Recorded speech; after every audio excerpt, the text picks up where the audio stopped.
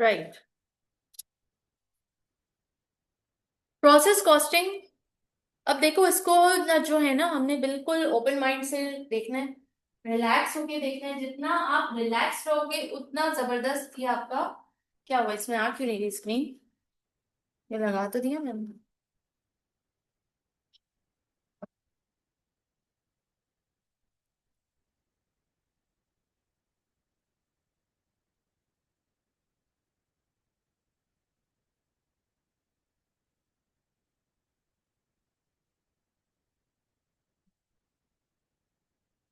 Process costing जरा पढ़िएगा। नाम पढ़। Process costing is a costing method used where there are continuous process costs are attributed to the unit produce and appeal. Costing method used where there are continuous processes. Continuous processes का क्या मतलब? Process step by step। ठीक है, और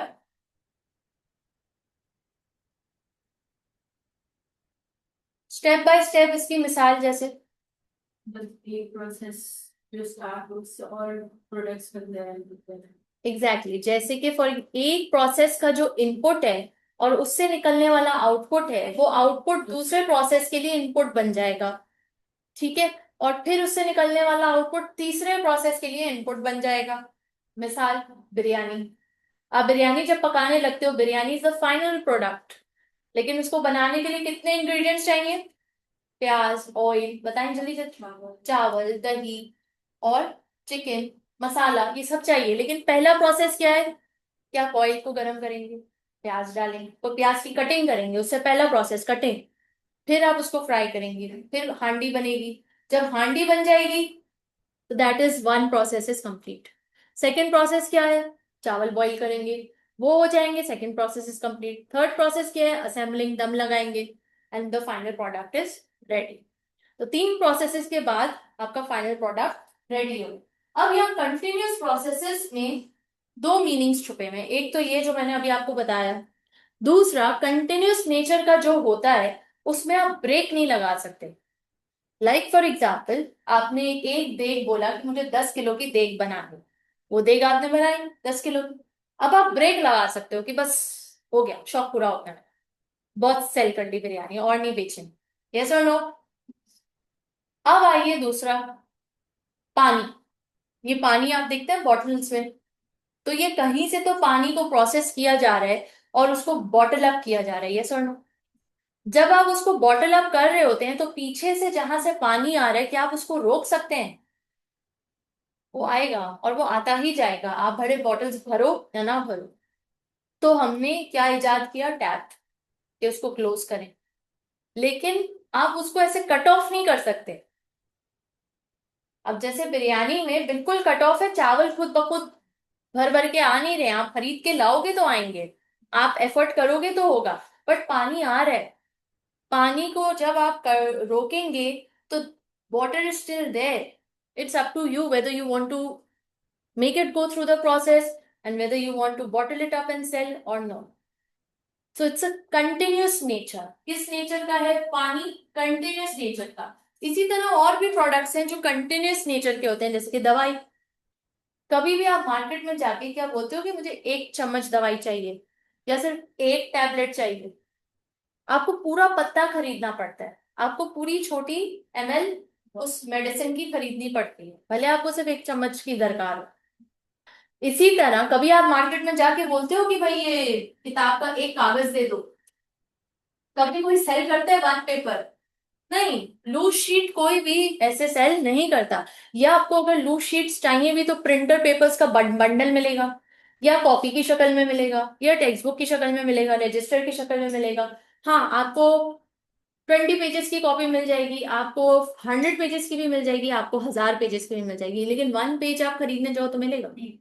no, not possible. तो इसको आप separate नहीं कर सकते। और मिसाल, ऑयल, पेट्रोल। पेट्रोल आप गाड़ी में डलवाते हैं, बाइक्स पे डलवाते हैं, तो उसको रोकना पड़ता है। वो पेट्रोल आता रहेगा, आता रहेगा, आता रहेगा, यू हैव टू स्टॉप कि 2 लीटर्स 3 लीटर्स के बाद और नहीं चाहिए, तो वो आप नोजल उसकी बंद करते हो, but petrol is still there. You can not differentiate between ये 1 ड्रॉप ऑफ पेट्रोल मैंने आपको दे दिया, ये 1 ड्रॉप मेरे पास, हाँ वैसे उसको सेपरेटली आइडेंटिफाई नहीं कर सकते। तो प्रोसेस कॉस्टिंग बेसिकली ऐसी कॉस्टिंग टेक्निक है जो उन प्रोडक्ट्स के लिए यूज होती है जो कंटिन्यूअस नेचर के, water, medicine, paper, sugar, salt, ये सारे वो प्रोडक्ट की कैटेगरीज हैं जिनको आप सेपरेटली एक दाना सॉल्ट का उठा के आप सेल नहीं कर सकते, या एक दाना उठा के आप सेपरेट नहीं कर सकते। ठीक, so that's what they are trying to tell us. अब आइए प्रोसेस कॉस्टिंग में, पहले हम उसके स्टेप्स देखेंगे। स्टेप नंबर 1, भाई से स्टेप्स देख लो। स्टेप्स अगर आपको आते हैं तो आपका प्रोसेस कॉस्टिंग डन है। पहला स्टेप क्या है? Determine output and losses. Output and losses को क्या करो? डिटरमाइन कर लो, आइडेंटिफाई करो कि आउटपुट क्या है, लॉस क्या है। फिर है calculate cost per unit of output and losses. जो भी आउटपुट और लॉसेस आ रहे हैं उसका कॉस्ट पर यूनिट कितना है वो फाइंड आउट करना होगा। वो कैसे करेंगे वो हमें अभी सीखने में आ जाएगा। Calculate total cost of output and losses. पहले आइडेंटिफाई करो आउटपुट लॉसेस को, फिर कॉस्ट पर यूनिट निकालो आउटपुट और लॉसेस की, फिर टोटल कॉस्ट निकालो। ये कोई मुश्किल है याद करना? आसान है, बेसिक है, इजी है। और आखिरी में चौथा स्टेप क्या है? कंप्लीट अकाउंट्स करो, उसको लेजर अकाउंट में शो करो, टी अकाउंट्स बनाओ उसके। तो आइए अब हम जरा देखते हैं लॉस की। जब हम बात करते हैं लॉस, हमारे पास कितने तरह के होते हैं शालिनी? दो। तो क्या फर्क है दोनों में? एक जो कंट्रोलेबल है, कौन सा कंट्रोलेबल है?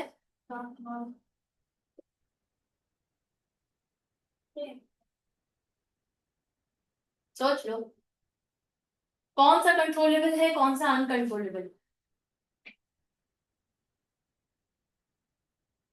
Abnormal. Abnormal loss is controllable. Why? It is avoidable, whereas normal loss is not controllable, therefore it is unavoidable। होना ही होना है, इससे बचा नहीं जा सकता।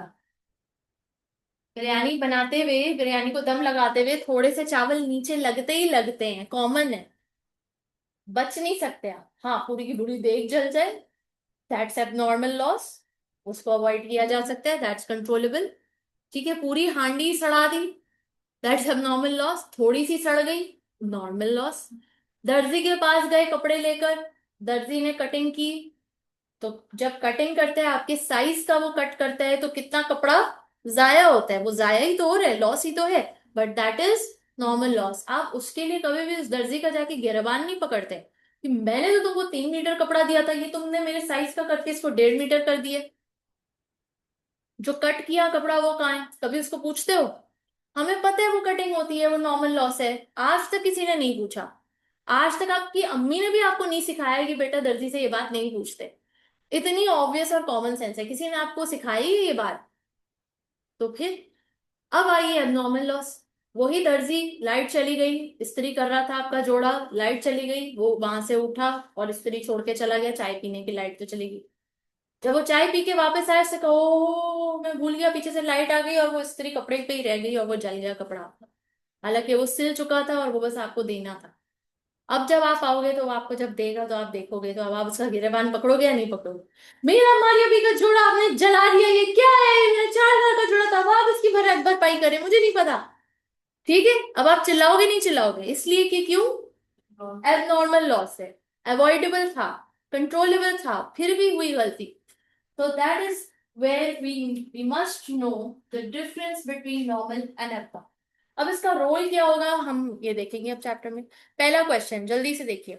Suppose 2000 units are input to a process, normal loss is 5% and there are no opening और closing inventories. Calculate the normal loss. Simple कहानी है, जल्दी से कैलकुलेटर निकालिए, नॉर्मल लॉस बताइए कितना है?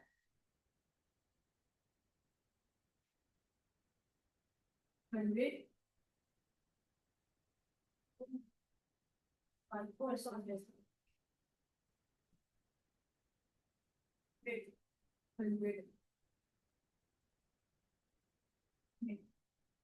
Next question. Suppose 2000 units are input to a process, normal loss is 5%. No opening closing, actual output was 1800, calculate the abnormal loss.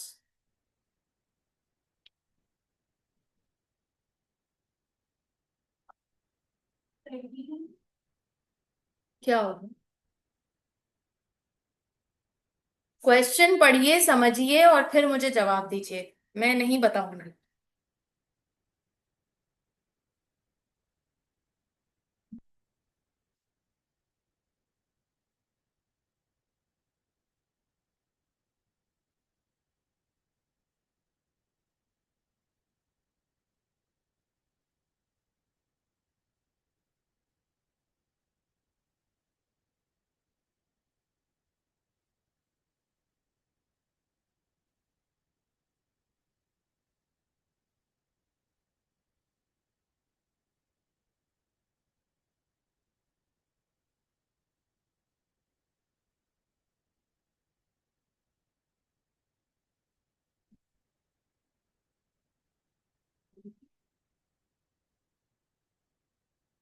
क्या 90?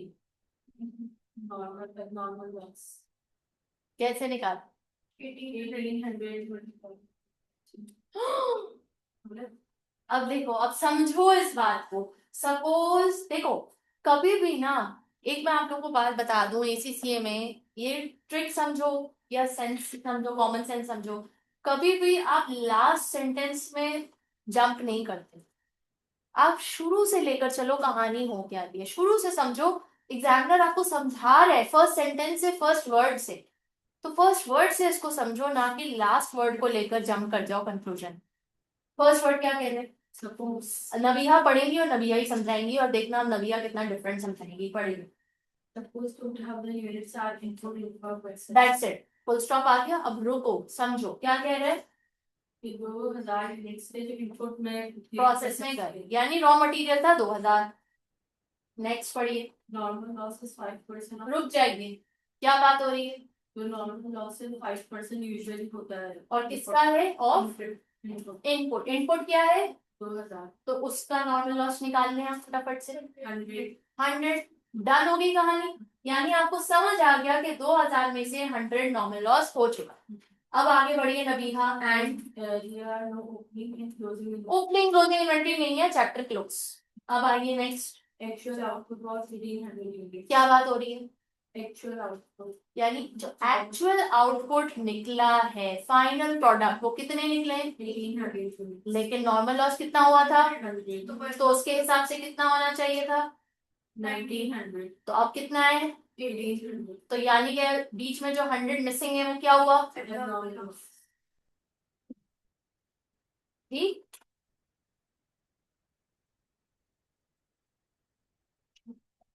Clear होगी कहानी?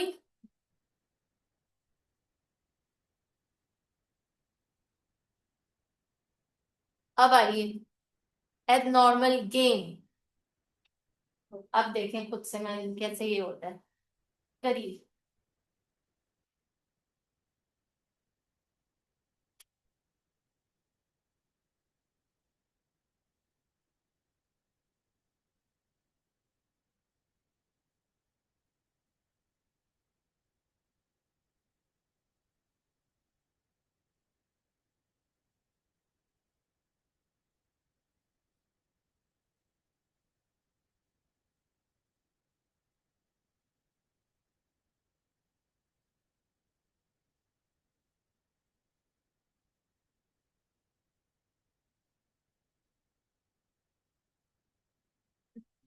50 गेन है, सब अग्री हैं इस पॉइंट पे?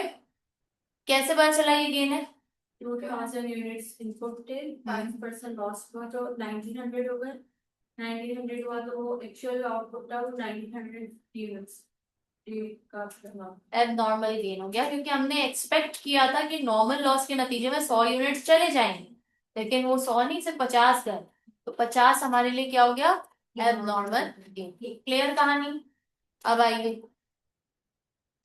कॉस्ट पर यूनिट निकालना है, जो कि प्रोसेस कॉस्टिंग का स्टेप 2 है। कॉस्ट पर यूनिट निकालना है। कॉस्ट पर यूनिट कैसे निकालेंगे? Jingles company operates a single manufacturing process, and during March, the following process took place. Opening inventory nil, closing inventory nil. इस वक्त ओपनिंग और closing chapter close है ताकि आप लोग को बेसिक चीजें पहले समझाई जाए, स्ट्रेट फॉरवर्ड चीजें। यूनिट्स इंट्रोड्यूस्ड कितने हैं? 1000। रॉ मटेरियल यानी 1000 हो गया। आउटपुट आपका कितना आया? 900। कॉस्ट कितनी इनकर हुई? 4500। लॉस कितना हुआ? 100 यूनिट्स का। तो कॉस्ट पर यूनिट निकालना है, कैसे निकालें? टोटल कॉस्ट गिवन है 4500 यूनिट्स में से 900 यूनिट्स डिवाइड बाय 4500, तो हम 4500 को डिवाइड करेंगे किससे? 900 से। क्यों? क्योंकि 900 हमारा आउटपुट है और वही अल्टीमेटली कस्टमर के पास जा रहे हैं, तो उसी पे हम कॉस्ट को डिवाइड करेंगे ना, ताकि कस्टमर से रीगेन कर सकें। 5 परफेक्ट हो गया। अब आइए, यहाँ पे क्या कह रहे हैं? Determine the cost per unit in the following circumstances when expected और नॉर्मल लॉस इज 10%, जो कि आप लोग निकाल चुके हैं, दैट इज 5। क्यों? क्योंकि 10% ऑफ इनपुट कितना होता है? 10% ऑफ 1000 कितना होगा?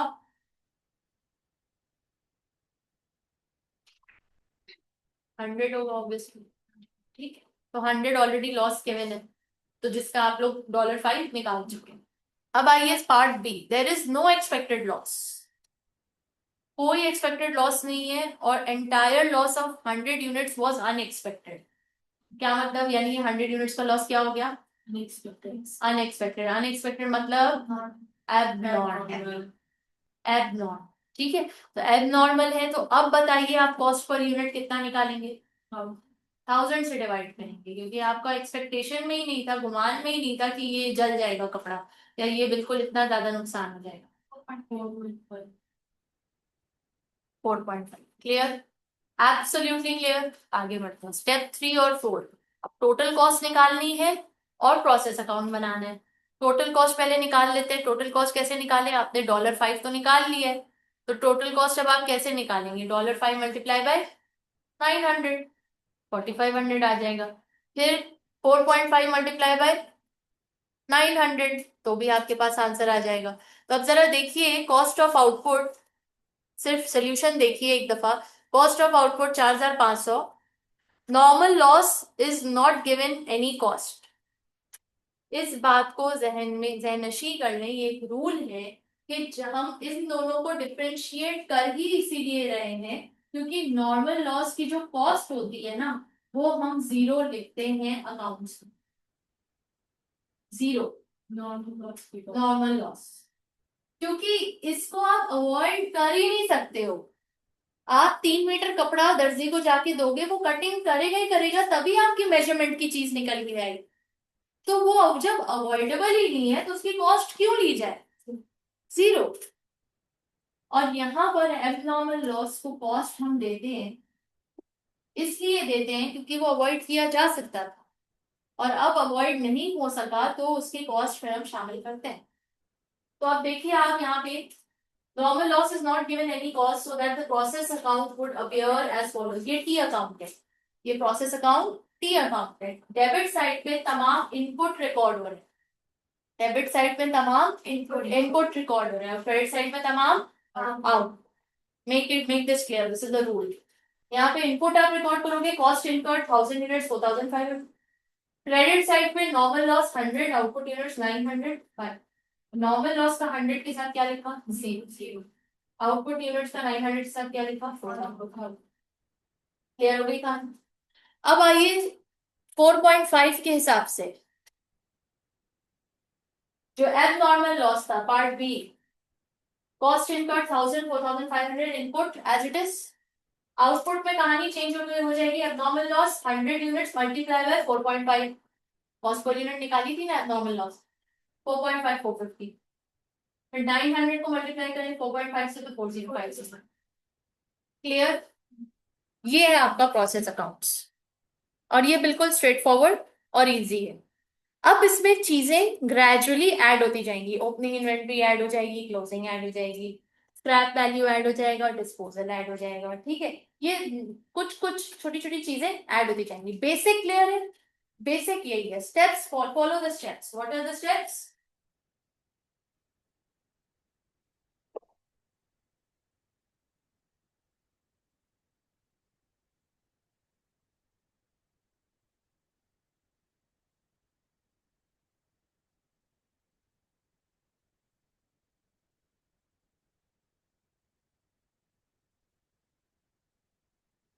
Step number 1, identify output and losses. Step 2, calculate cost per unit. Step 3, calculate total cost. Step 4, process account.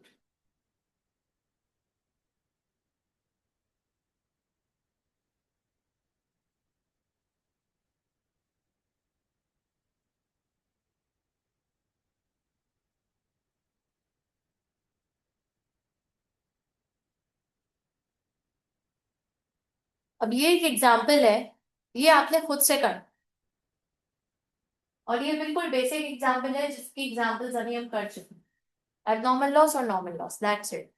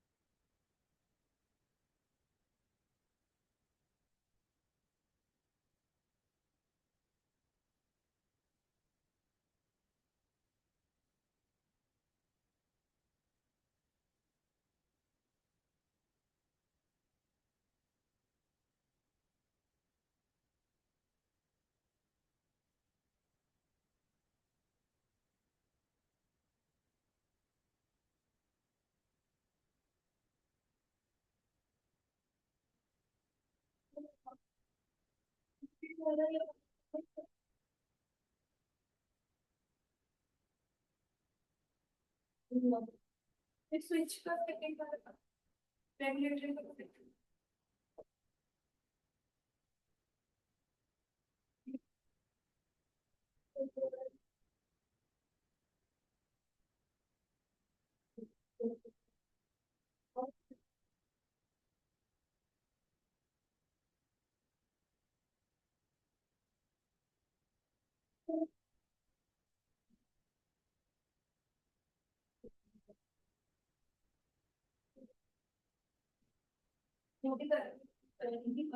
वो सेपरेट और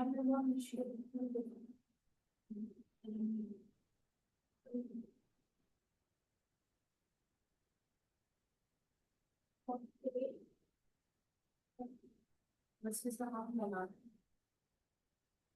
का सॉल्यूशन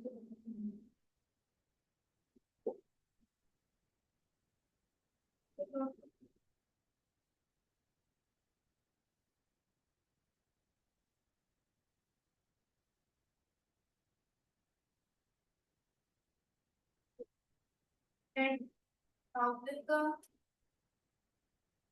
चलो पॉजिटिव करेंगे 10% यूनिट्स को करेंगे यूनिट्स पे हाँ 1000 पे 1000 पे 10 तो वही रेट होती है 900 in which it has complete the process account and the normal log account actual after needs experience. So right, actual loss is 140 units. Gain and 40.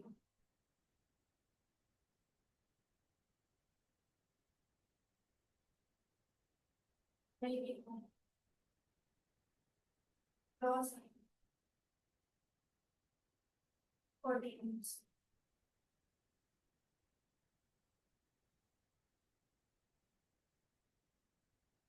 How the units gain 860 actual output or 140 loss.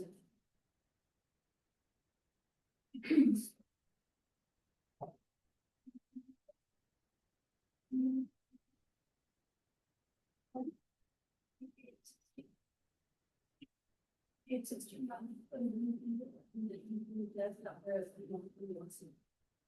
40 loss. Yes, sir. Thousand का 10 minus 90 but 860 unit output. क्योंकि हमारे हिसाब से time के हिसाब से तो हम आपका फ्री का फ्री लॉस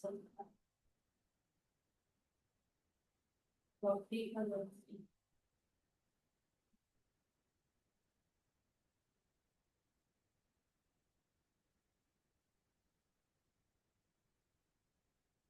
नहीं करेंगे।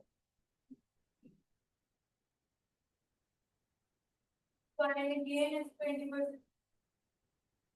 ये इतना थाउजेंड नाइन हंड्रेड का मिलना बिल्कुल सही आ रहा है। 40 920 करने बता तो 20 का गेन है। एबनॉर्मल लॉसेस 20 का 40 40 का लॉस है एबनॉर्मल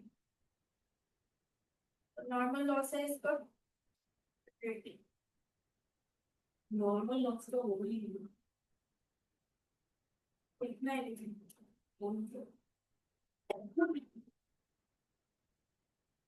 नॉर्मल लॉस में क्या है मेंशन होगा फिर नेक्स्ट स्टेप में वो उससे डिवाइड होगा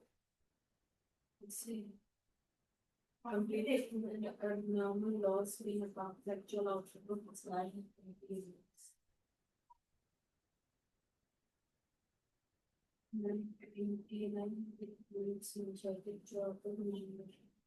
game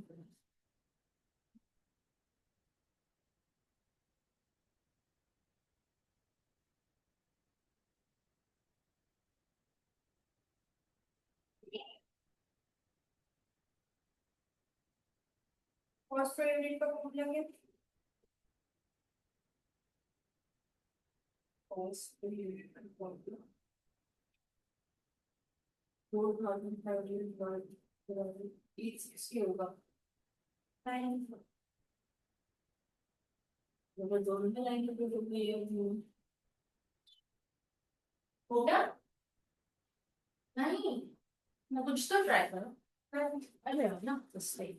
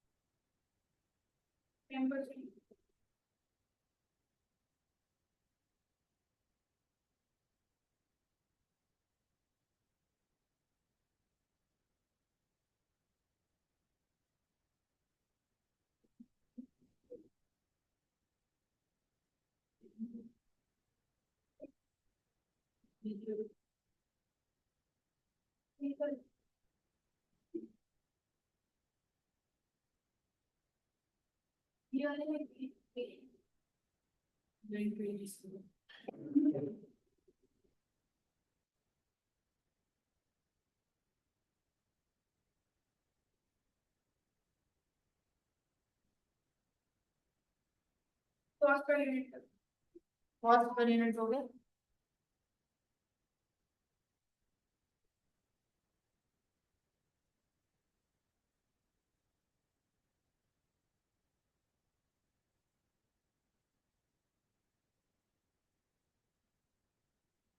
देखो कॉस्ट पर यूनिट तक हो गया है तो टोटल कॉस्ट भी निकल आएगी प्रोसेस अकाउंट भी बना लो डेबिट साइड पे सारा इनपुट आएगा क्रेडिट साइड पे सारा आउटपुट आएगा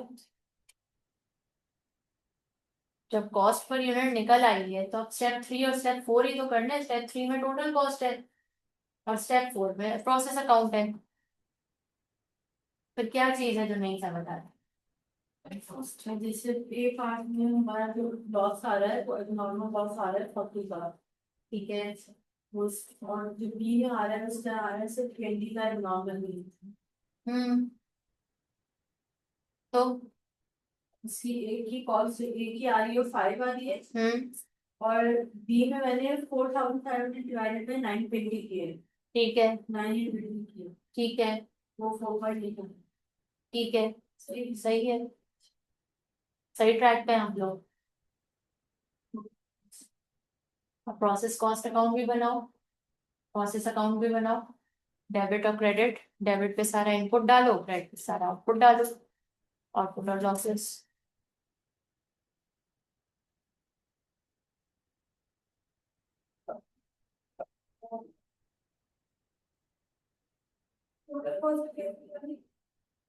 आपने सिंपली जो टोटल आउटपुट है उससे वो कॉस्ट पर यूनिट मल्टीप्लाई कर देनी है। 860 में लिखा है। हम्म। थोड़ी देर। डेढ़ तो बस ठीक आपके पास है बिल्लू वाला? है। नहीं है। नहीं है। है? है। ये चाहिए ये। हाँ जी, इनको चाहिए। सलाम। जी। स्कूल में। अच्छा तो काम स्टार्ट हो गया। प्रेडिक्शन भी थी।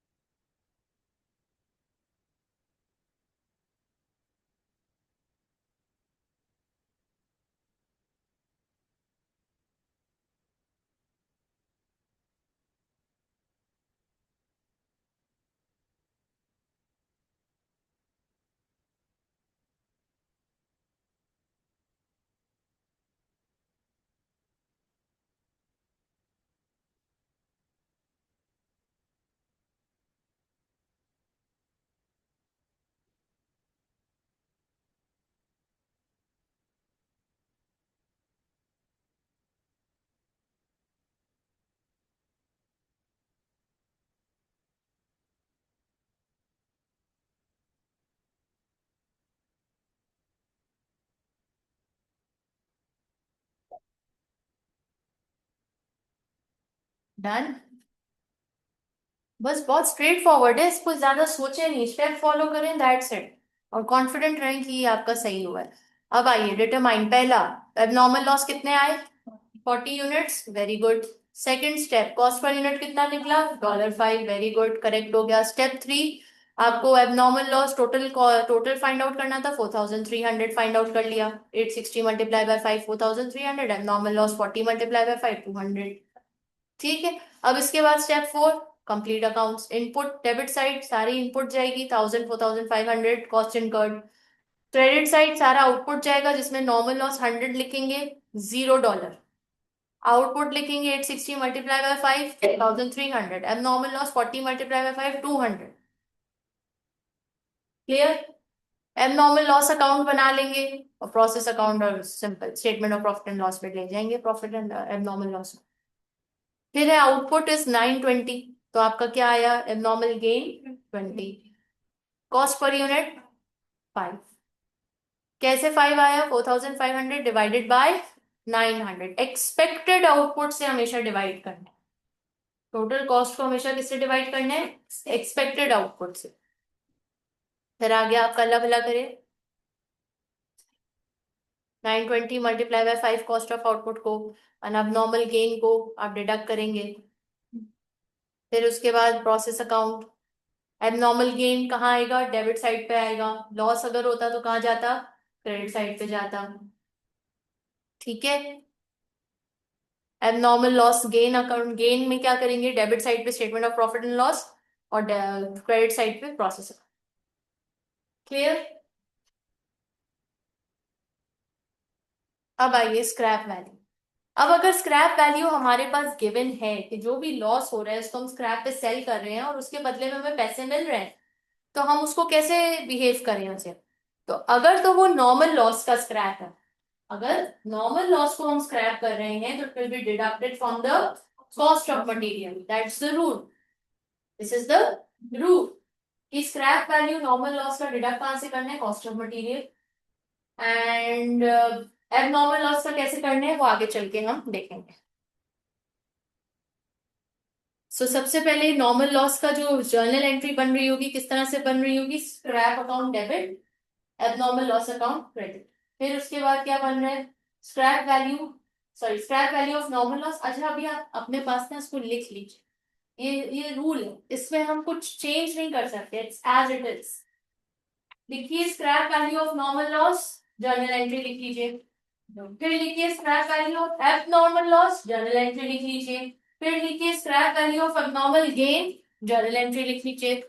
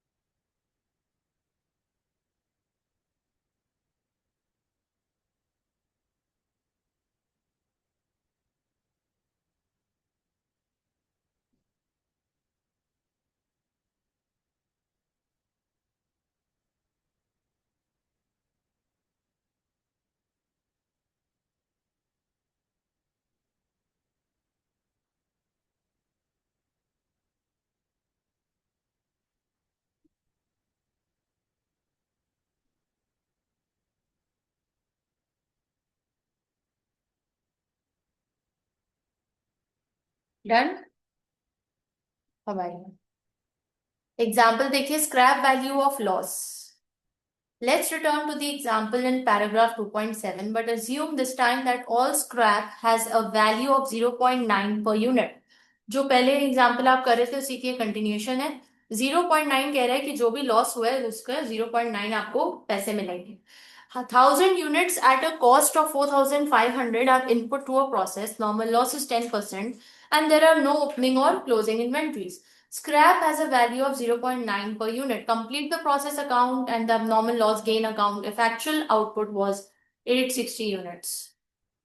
एक्चुअल लॉस कितने हो रहे हैं 140 यूनिट्स, जिसमें से नॉर्मल लॉस कितना है 100 यूनिट्स का होगा, ठीक है।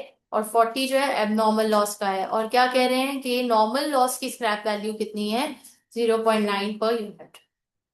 तो जरा देखते हैं, output is 860 units, normal losses 100 units, abnormal losses 40 units. ये स्टेप 1 हो गया, identify output and losses. Now cost per input, cost per unit निकालने के लिए हम क्या करेंगे, चूंकि स्क्रैप वैल्यू है और स्क्रैप वैल्यू का रूल क्या है कि cost less scrap value of normal loss, cost less scrap value of normal loss divide by expected output, तो आपका कॉस्ट पर यूनिट निकल आएगा। Getting the point? इसको लिख लीजिए, इसको लिख लीजिए please. Cost incurred less scrap value, पर स्क्रैप वैल्यू की हेडिंग डालिए, स्क्रैप वैल्यू की हेडिंग डालिए और लिखिए cost incurred less scrap value of normal loss divided by expected output will give us cost per unit.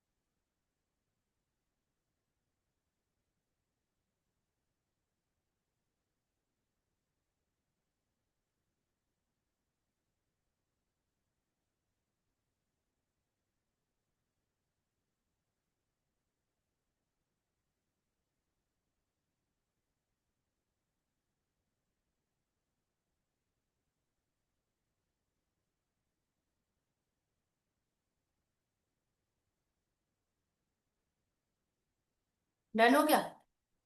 कितना आ रहा है? $4.9 पर यूनिट। अब आइए प्रोसेस अकाउंट में किस तरह हम रिकॉर्ड करेंगे। Debit side cost incurred 1000 units $4,500, credit side normal loss 100। Now यहाँ पे जीरो कॉस्ट नहीं आएगी बल्कि क्या आएगा, स्क्रैप वैल्यू। क्या आएगा, स्क्रैप वैल्यू। कॉस्ट नहीं आ रही, कॉस्ट इज जीरो, अगर स्क्रैप वैल्यू नॉर्मल लॉस की आ रही है विच इज 90। आउटपुट 4.9 के हिसाब से मल्टीप्लाई बाय 860 4214। एबनॉर्मल लॉस 4.9 के हिसाब से मल्टीप्लाई बाय 40 196। क्लियर? अब आइए abnormal loss gain account. Process account debit side 40 units $196, credit side scrap account 40 units multiply bye 0.9 which is 36 and statement of profit and loss account 160। अब आइए gain, abnormal gain को कैसे treat कर रहे हैं। तो सेम कॉस्ट पर यूनिट तो वैसे ही निकालना है, $4.9 cost minus scrap value of normal loss divided by expected output.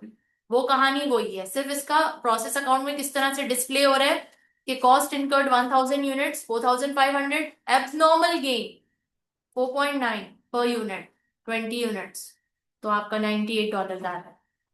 Credit side पे नॉर्मल लॉस 100, 90 क्या है, 90 क्या है, scrap value. Very good. Output 920 450।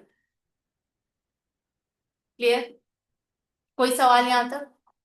Abnormal loss और gain account, abnormal loss show करने हैं तो क्रेडिट साइड पे स्क्रैप अकाउंट और एसओपीएल आ रहे हैं, और इस साइड पे क्या आ रहा है, प्रोसेस अकाउंट 20 यूनिट्स 98।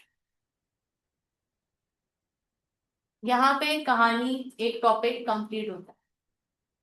ठीक, अब आइए joint products and by products. ये जॉइंट प्रोडक्ट किसे कहते हैं और बाय प्रोडक्ट किसे कहते हैं?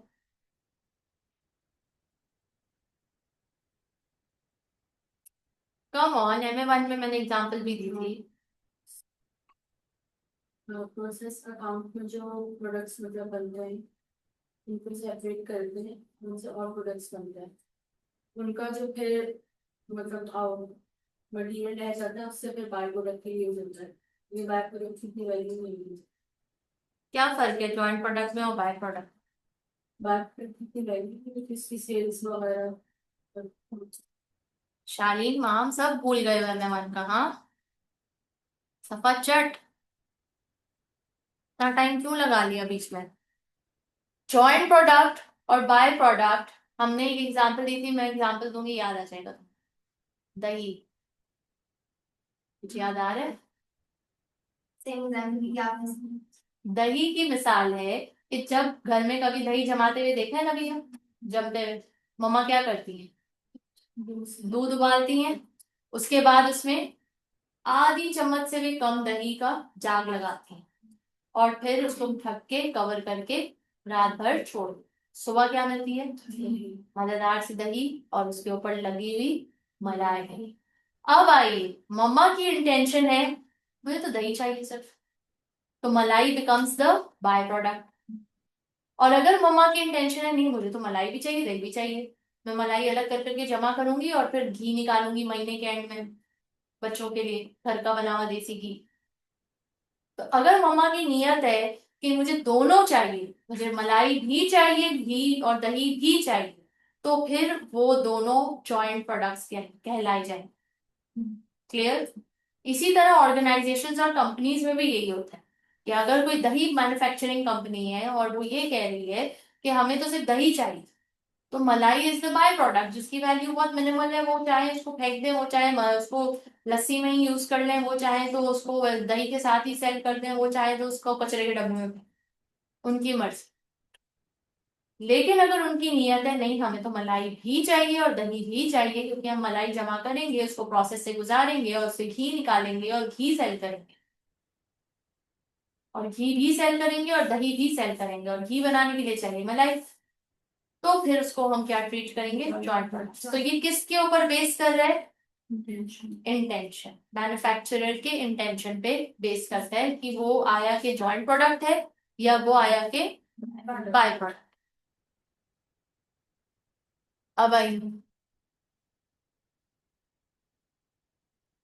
इसी तरह का डायग्राम है, इनपुट है, प्रोसेस वन है और दो प्रोडक्ट्स निकल के जा रहे हैं। नियत के ऊपर डिपेंड करता है कि उसको जॉइंट प्रोडक्ट ट्रीटमेंट होगी या बाय प्रोडक्ट।